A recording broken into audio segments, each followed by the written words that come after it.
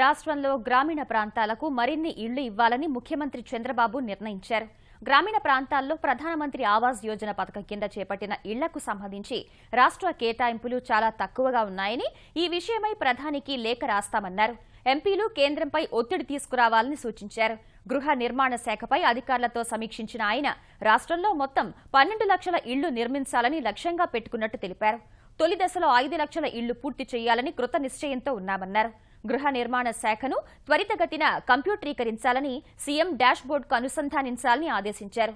Geo tagging, biometric విధానాన్ని అమలు చేస్తే వాస్తవ వివరాలు తెలుసుకునే వీలుంటుందన్నారు. Smart pulse survey ఉపయోగించుకోవాలన్నారు.